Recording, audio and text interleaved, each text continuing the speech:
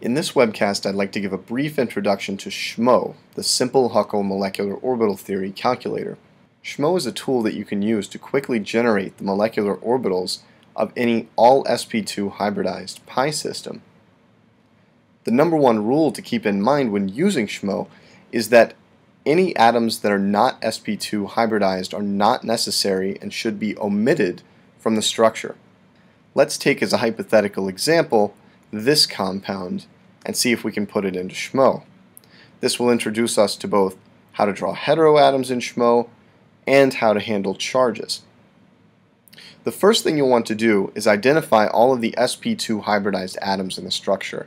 In our case, all of the carbons that you see are sp2 hybridized, the oxygen is sp2 hybridized, and that's it. We should omit all of the remaining hydrogen atoms. To add an atom in SHMO, just click the Add button and then click on the canvas.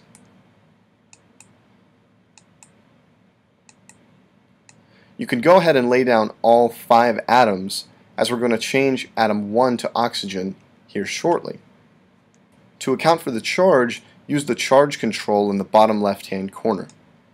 SHMO is a bit odd in that the plus and the minus refer to numbers of electrons, not to the charge. In order to add a negative charge to the molecule, what you need to do is click the plus to add an electron to the molecular orbital set. You'll notice that the net charge goes down by 1 and now displays -1 after clicking that plus button. To change the atom type of atom 1, click Change and then click on the atom itself.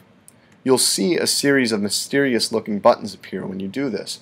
But what you should notice is that the designations that you see on these buttons are just different atom types that also take into account the different possibilities for the connectivity of heteroatoms. The N2 and N3 that you see here are exactly the N2 and N3 that we encountered in previous webcasts, and in fact the 2 and 3 refer quite simply to the number of atoms, regardless of their hybridization or their identity, attached to the atom in question. In our case, the carbonyl oxygen is an O1 attached only to the carbonyl carbon, and so we'll select O1. You'll notice this value change. Click OK when you see that value change to make the atom change on the canvas. With this structure in hand, we're now ready to examine the molecular orbitals.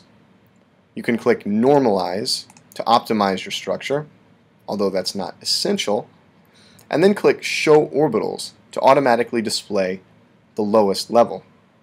What you're looking at here is a top-down view of the PZ molecular orbitals, and so you only see the top lobe. In this case, it's green. What we can tell from this drawing is that there are no nodes in the lowest molecular orbital, as we would expect. To examine the orbital energies, you can use the scale at the right, shown here. The units are relatively unimportant, but the relative values are important. The 0 level is non-bonding. Anything below the 0 level you can consider bonding. Anything above the 0 level you can consider anti-bonding. To view another molecular orbital, just click on it on this graph. Here we can see that, as we would expect, there's one node in the next pi molecular orbital up above the bottommost one. And in the HOMO, we see 2 nodes, one here and one here. For aromatic systems, the calculations are automatic. So if I clear the canvas and I draw benzene, you'll notice that it starts to draw an ordinary linear pi system initially, but when I tie the 2 carbons together, we see the familiar orbital pattern of benzene appear.